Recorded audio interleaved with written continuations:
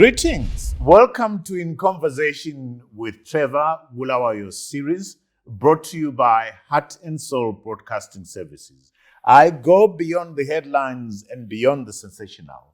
Today I'm in conversation with Dr. Themba Dlodlo, a retired academic and community activist. If you enjoy this conversation, remember to subscribe, to like, and to share. Let's get down to some work.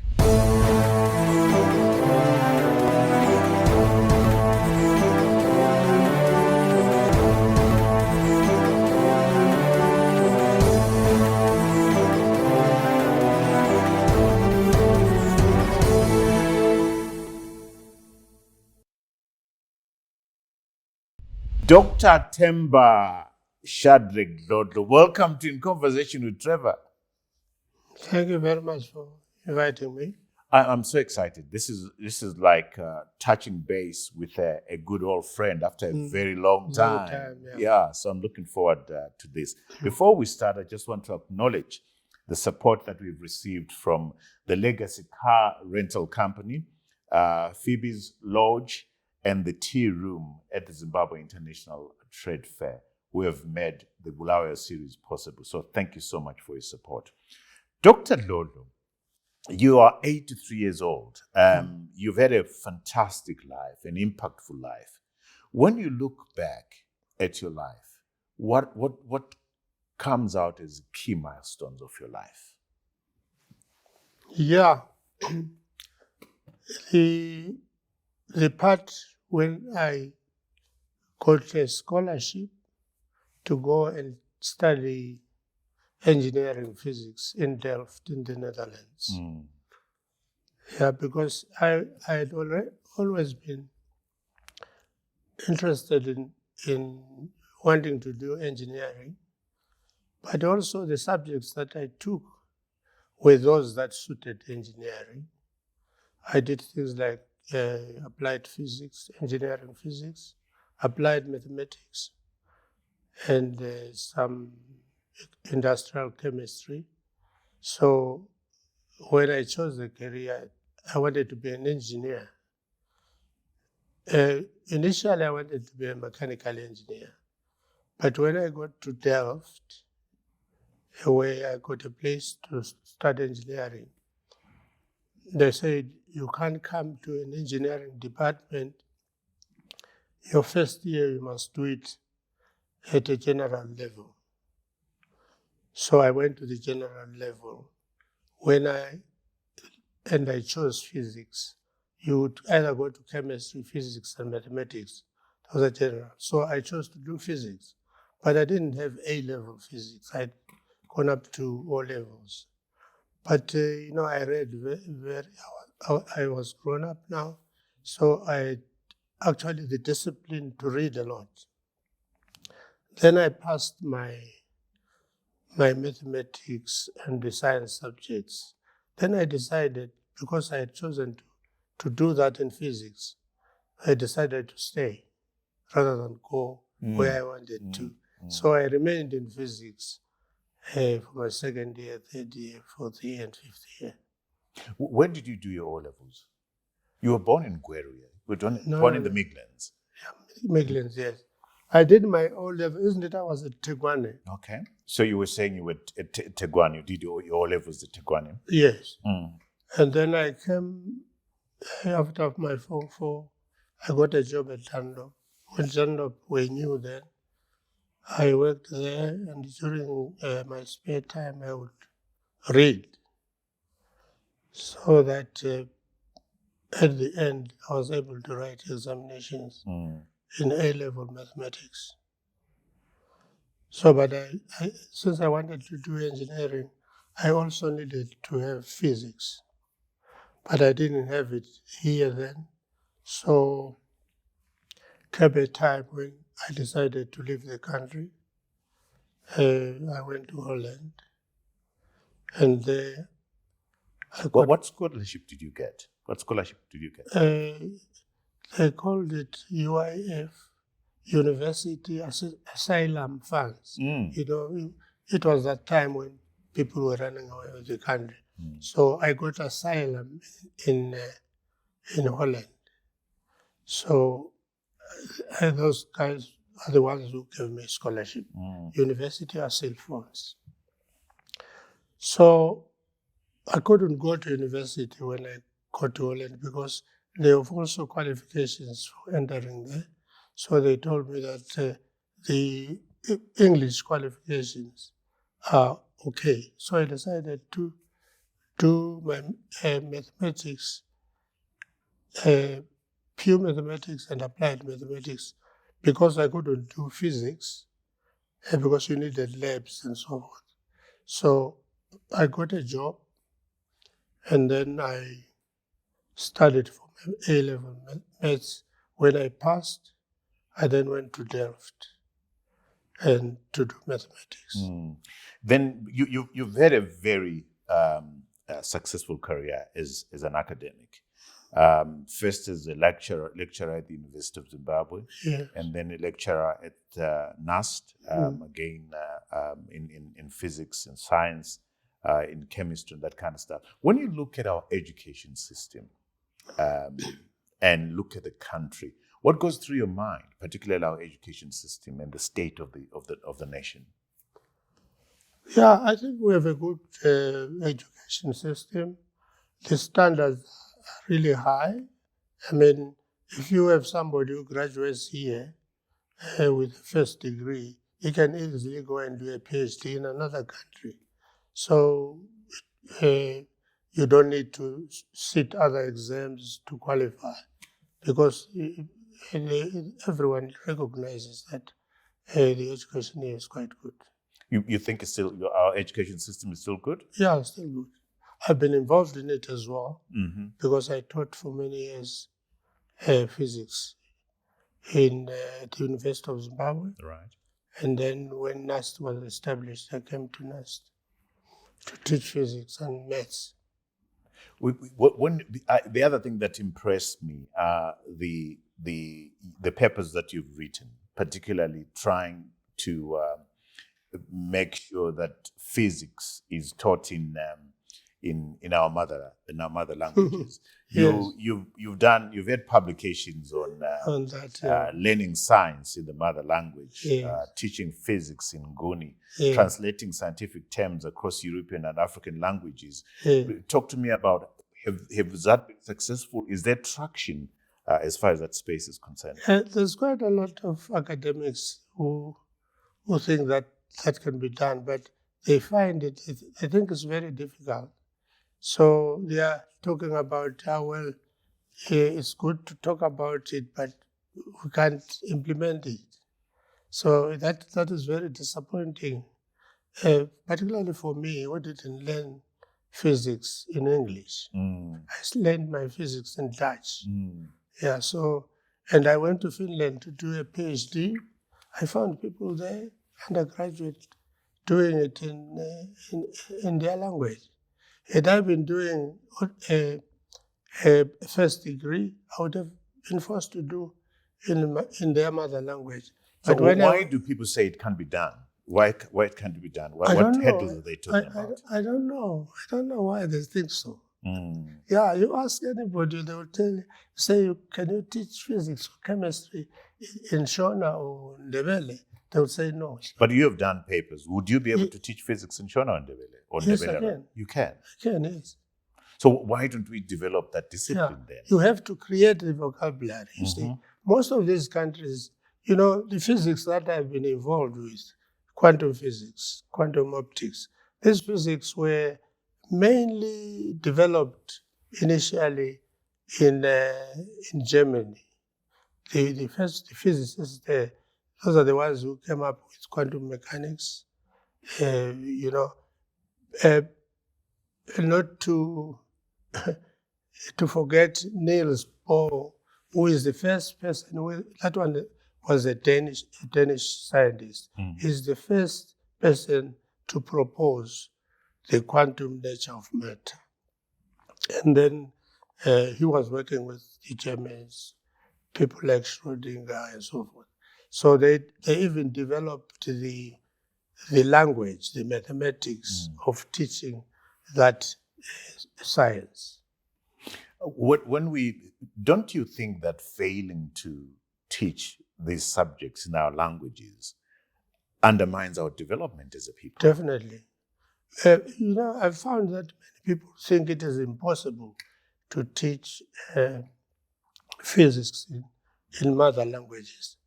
But I can understand them because we have been colonized and speaking English was prestigious. So, but having lived in European countries that do not use English, I lived in Holland, that's where I did my master's in engineering sciences. And then I went to Finland to do a PhD there. They all teach in their own languages. But of course, at the research level, because you have to do research with the Russians, with the Americans, with the British, they also encourage the use of English and French and German. But mostly nowadays, it is English that they are pushing forward. The other thing that you've done that caught the attention of the world, and I would love to know what you then decided to go into farming, and I mean I can see you actually been wearing a Brahman jersey there, and you decided to specialize in the production of Brahmans. Talk to me about where did that interest come from? Are you still farming, babe? Yes. Brahmans? Yes, Brahmans. They're doing very well. We've just been to a national bull sale in Harare. I didn't send some this year, but I'd gone to see what others are doing. So we are still busy with them. Where did the interest come from? This physicist, atomic physicist, and laser physicist getting into farming. Where did the interest come from? Yeah, I can say I grew up in the rural areas from up to the age of 10, 12. So I used to go out with cattle. Yes, yes, we used to milk them. We used to, do quite a lot with cattle. That was after school. You go home, have your lunch, and you go to the cattle. But why the interest in Brahmans? Yeah, that interest came when I came back from Europe to join the University of Zimbabwe. I went to a cattle sale with a friend.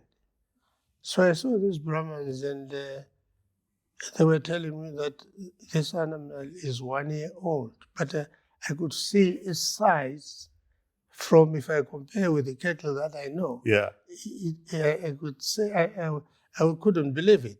Then I decided these are the animals I want to have. They grow fast. These are the animals I'm going to do. So I bought a farm and bought those cattle. How many do you have right now on the farm? About 120. Wow. Wow. And you are a judge when it comes to, you're a cattle judge in South Africa and Zimbabwe. Yes. You've been a judge since 1983? Yes. Yes. You see, when I chose that breed, they were very good to me, the breeders. After fighting the war. So when we came, some of them were helpful. Yeah. And I attended some judging courses here. I passed, and then I went to South Africa. I attended some judging courses there, and I passed. So I've been judging cattle in South Africa and Zimbabwe. What would you say to somebody who's watching you right now and they want to get into producing Brahman stock? What advice would you give them? 2 or so ideas? Yeah, if they want to do business with cattle, they must first choose a breed. So you are saying Brahmans. Brahmans, we chose them because, as I say, when I went to a cattle sale, I could see when they tell me that this animal is 1 year old. I'm used to animals that are 1 year old that are smaller than that. So that interested me that they grow fast. But of course, that depends on management. Any breed can grow if they are managed.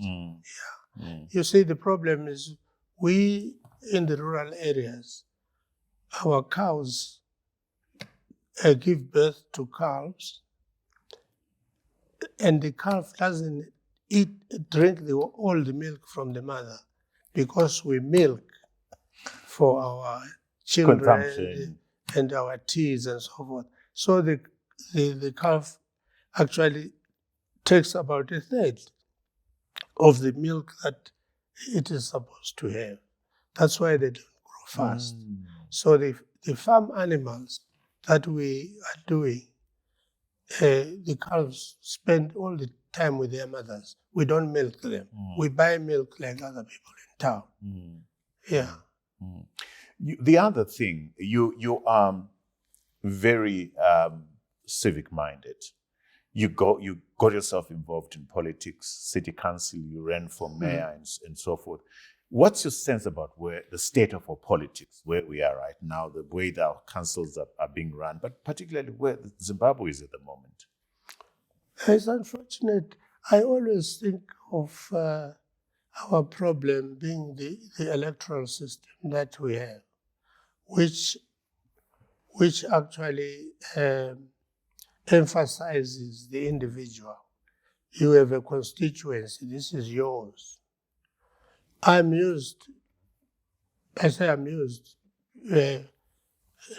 not from here, but in Europe where I've lived, I could see why they have coalition governments, because they use the system of proportional representation, so that even the small parties are able to have seats, and they can decide to form a coalition government, and actually in some cases leave out the biggest party, because if it is like in South Africa now, the ANC had less than 50%. If the all opposition were to group together and say, we are now going to make you the opposite, that would have been possible. But now they are going to form a coalition government. The arrogance of the ANC is no longer there, because they need others. Do you think proportional representation would solve some of our problems? Definitely. Because there's not one single party that will dominate. Every decision will come after negotiations. You negotiate, say, can we do this? Or you think I come with my opinion, you come with your opinion, he comes with their opinion. Then we debate to see which is the better way. You were involved at some point in the constitutional making process in Zimbabwe. Yes. Was proportional representation an idea that in fact, people like you fled? That is what we pushed for very much. That's why at the moment, at the end, they agreed that some of the seats will be proportional representation, but represented.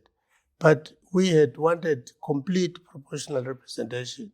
But because people here actually didn't know that kind of system, they are used to the old system of constituency, that a person stands in a constituency, he is the one elected. So even if the votes of the losing party are more than that of the winning party, so you get a system where you have more parliamentarians than the election actually, the actual votes have indicated. So do you think that proportional representation would heal the tendency to, or rather the allegations that elections get rigged? Is that possible? Would proportional representation heal that? Yeah, definitely. Because in what way? Because everybody is keen to protect the vote. Everybody who has participated, all parties. You would have, suppose we had proportional representation here, we would not be talking of two parties. You'll be talking maybe of 5 parties. So And we'll be talking of a coalition. You remember what has happened in South Africa? Yes.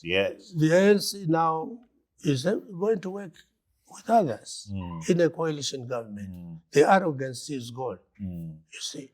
I'm going to stop you there. We're going to take a break. When we come back, you've also been in the city council. Yeah. The running of our local authorities is a key issue. So we'll come back and get into that. So at home, don't go away. Join us on the other side. The people who are now in power, most of them didn't go to the war. They have nothing to do with.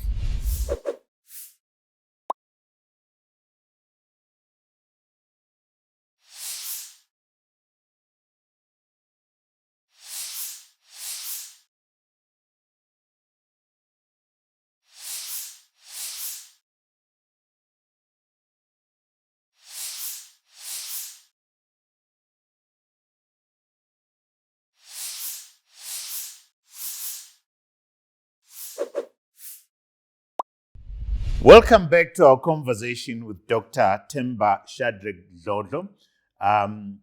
Just to say thank you again to the Legacy Car Rental Company, Fabi's Lodge, and the Tea Room at ZIT for making the Bulawayo series possible.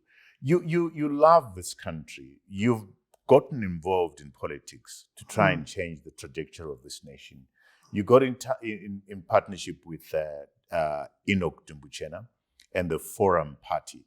Seeing where the country is right now, do you look at those efforts and say, I failed? Are you frustrated? What's your state of mind in terms of you tried to bring about change, it didn't happen? What's your state of mind as to where the country is right now? Yeah, we were proposing an electoral system that would have made change easy. We wanted to have proportional representation because looking at other countries in the world, those that have proportional representation, there are big parties there, but come elections, sometimes they are not able to win outright. So they have to negotiate with other parties, smaller parties, in order to form a government. So that is what we thought should be done. I think I got also this kind of attitude because the countries I lived in Europe have that system of proportional representation. There's always after an election, there's always negotiations to form a government. You choose partners. The party that has the largest number of votes will actually be the one which is seeking partners to come together with it. So they negotiate on policy matters. Once they agree on policy matters, then they come together. It's happened in India, by the way. Yes. Modi has had to compromise on a number of things because for the first time he doesn't have a majority as it were. So you failed, as part of, with Enoch Dumbuchena, that did not happen. Yes. And this is where we are right now with the kind of collapse that the country is in at the moment. Yes. What's your take on that? Now, one thing I think was a mistake, at negotiating, remember that Constitutional Commission? Yes. We pushed this proportional representation so hard that they said, okay, we will have some members come proportional. The people who were negotiating, I wasn't there in the final group of people that were negotiating. Then, I see. PR members, proportional representation members. Yes. But it dilutes the entire the concept, doesn't it? Yeah. So what we wanted is total proportional representation, rather than 25% will come from proportional representation. So they agreed because these people were negotiating on president. There were negotiations after the constitutional tour that we made in the country. So they went to sit and negotiate. So the group that was sent there to negotiate, I think, didn't put their foot down because we were saying it must be total proportional representation. So that is the situation we are in now. The majority of the seats still come from the constituent system, and the proportional representation part is not really changing the situation because there are less MPs who come it's on. It's a minuscule compared to. Yes. The other thing, 1984 to 1919, you were a member of an association which was called University for Bulawayo. Yes. What were you trying to do? What was the thinking there? No, we wanted Bulawayo to have a university. In fact, we wanted the city of Bulawayo to be recognized as the second largest city, second to Harare. Any university that is going to be built must come to Bulawayo. So that's how that's what we thought. So we campaigned for it, and it was successful. In terms of not having NAST coming in here. But it came a few years later. But NAST has really stood out as an institution for scientific learning in the country. Does that make you happy? Yeah, very much so. What about the state of the city of Bulawayo? I mean, the roads. I mean, we've been around. We're in Bulawayo now. The roads. There is no water. You were a councillor for Ward 5, 1993 to 1995. This must break your heart. Yeah, definitely. The problem is that the city councils are not independent. You know, the money, even some of the money that they get, the rates, first goes to Harare. They no longer have the power to do what they want with the monies that are paid for rates by the cities. The citizens of Bulawayo or citizens of Harare, for that matter. So that is the problem. My push back on this point as much as possible. My other problem that I identify is the fact that 1993, 1995, we had people of your caliber standing up to be councillors. We don't have that anymore. No, we don't. The people that are raising their hands to be councillors are not the quality that you are. Am I right there, or am I overstating the fact? You're quite right. I think the people with the caliber you are talking about, most of them have left the country.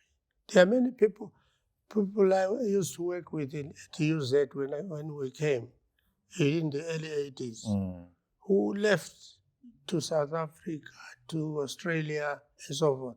So because of the political situation and the conditions, so we have lost quite a lot of manpower. People have come back and gone back to Europe or America, where they were. You were close to the people in ZAPU. You are surviving 83 and still going strong. When you think of your colleagues that were in ZAPU that went to fight for the liberation of this country, seeing the country where it is right now, what goes through your mind? People fought, blood was shed. Was it worth it? Well, it was worth it to have a war, but what you should be saying is that the people who went to fight on the ZAPU side, those who are alive didn't get a reward. They were not rewarded. Some left the country. Some are old now. They don't have pensions. Particularly those who did not join ZANU when ZAPU joined ZANU. Those ones who didn't follow, they are in a sorry state economically. Can this be fixed? I don't think so. It's too late. And it's too late, and also the people who are now in power, most of them didn't go to the war. They have nothing to do with talking about the war. But they claim that they're war veterans. Yeah, well, you can claim. There's a sense in Bulawayo, particularly in Matabeleland, that this part of the country is being neglected. Do you share that sentiment? Yeah, I think it is wrong to say only this part of the country. There are some parts of Mashonaland as well, I think, that have been neglected. Some parts of the Midlands. I think it is not really 100% correct to say the Matabeleland have been neglected in such a way that you can see it. Yeah, but I think what people are talking about are political appointments, where you appoint people instead of letting people be chosen by the local community. You appoint to say you will be the governor of Matabeleland. You can choose somebody who has no interest. You must. We thought that when the first time they talked about having governors, we thought that they will be elected, but they're not elected. They're appointees. They do what they are told to do. They can't do what the people want them to do. The councillors are not independent. The governors are not independent. Yes, they are not. Definitely. Cold Storage Commission, you were deputy chairman. Yes. The company, what's the sense of where the company is right now, the Cold Storage Commission? With your experiences? It's no longer there. It's just buildings are there. There's no more Cold Storage Commission. What happened? Yeah, incompetence. And, when you put relatives who know nothing about the beef industry, you wouldn't expect it to succeed. It's completely gone. What goes through your mind when you think of that? You were deputy chairman of this company. You know what this company is capable of. Exporting beef to the EU and stuff. That's not happening. This must trouble you. Yeah, definitely. Yeah, but because I'd been busy in politics as well, I was fired from the Cold Storage. I was deputy chairman. But when I showed signs that I'm going to challenge for a seat somewhere, I was actually expelled. Not just expelled as deputy chairman, but from the whole board. What did you make of that? Because I used to address meetings. We had a party, first before forum, we had a pressure group here. So what was the pressure group called? What was it called? Was it in Togazi? No. I forget. Okay. So, and then forum. So you then got victimized because you were going to stand for as a member of parliament? Actually, the pressure group was called Forum. Okay. It's a forum. So when we formed the party, we said it's going to be Forum Party. Yeah, it was Forum. And then you get kicked out. But you're an experienced man. You're a cattle farmer and cattle producer. You have a right to a seat as deputy chairman of Cold Storage Commission, but they kick you out. Yeah, but they didn't think that way. I was already a farmer then as well. In fact, the reason why I was asked to be a member of the committee was precisely the fact that I'm also in the beef industry, although I was still a lecturer at University of Zimbabwe. So I became vice chairman because of that. We're going to take a break here. Yeah. Please join us on the other side as we continue with Dr. Dlodlo. See you on the other side. I always blame the electoral system that we have.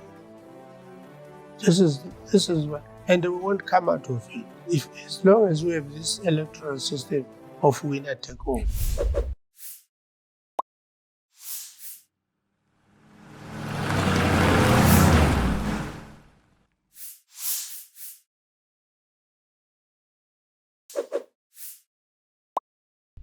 Welcome back to our conversation with Dr. Themba Dlodlo. Dlodlo, you taught for such a long time. Do you miss teaching at all? No. What I miss... That's a very emphatic no. Yes, no. because I stayed too long. Mm-hmm. Yeah. I stayed maybe more than 10 years longer. So when I retired, I felt, it's good that but I'm happy that when I retired, we already taught enough people to come and replace me. Mm. Yeah. So you're comfortable. Okay. What is retirement like? What does it? What do you do? What does a man who's me, retired do? For me, is that I'm also farming. Yeah. Yeah, I've been farming and teaching. So you can't retire from farming? No, I can't. That's my livelihood.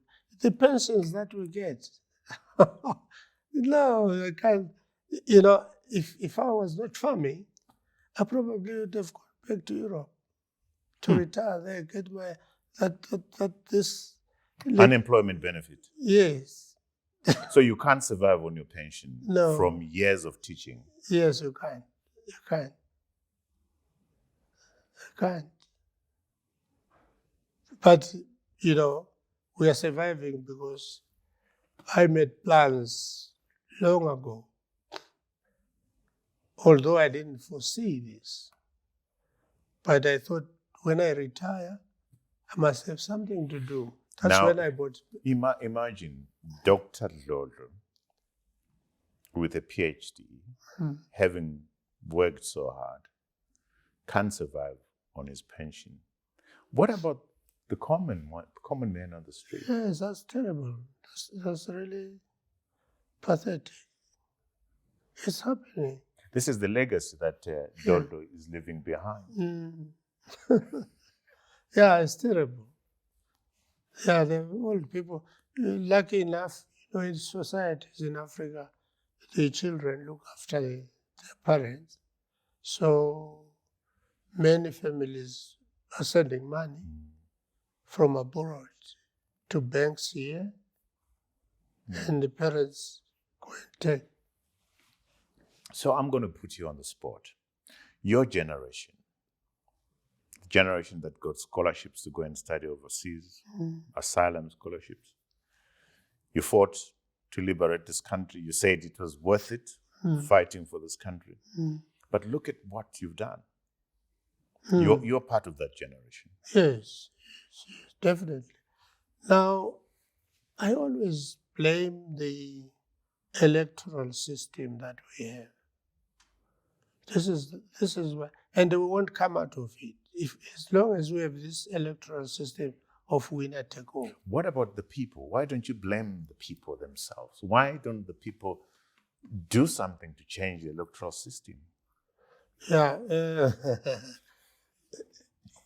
the only way to change would be violence, but which nobody wants. So we did have a constitutional commission.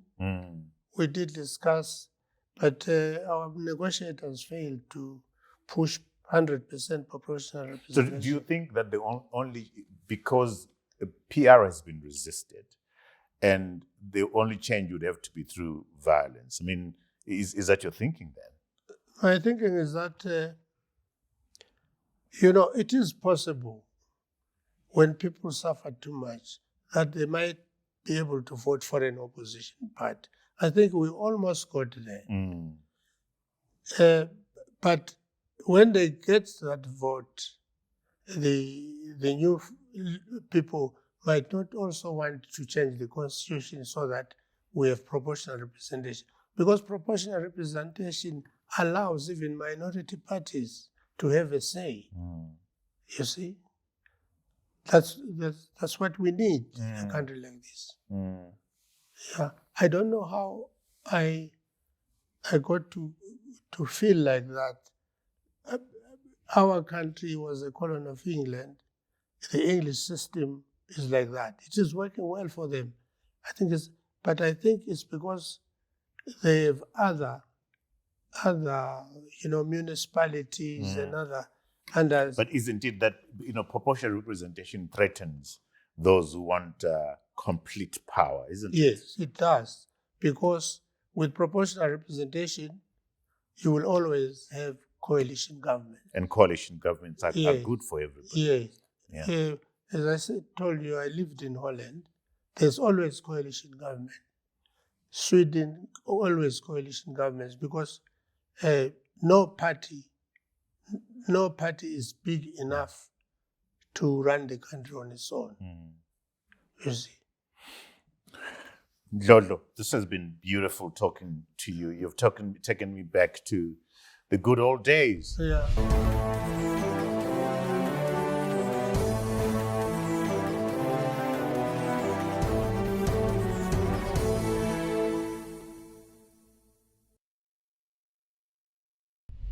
Let's turn to books. Yes, what books would you recommend?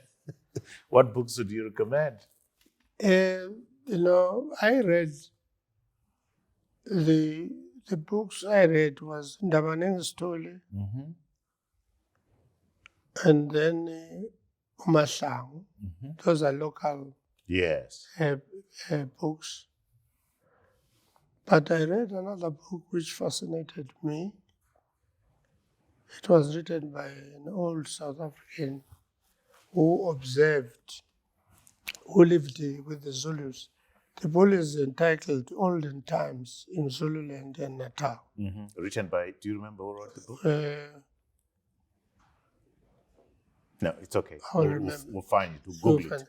Yeah, that's a fantastic book. It tells the beginnings from beyond Chaga up to, the 1800s, 2000s. Yes.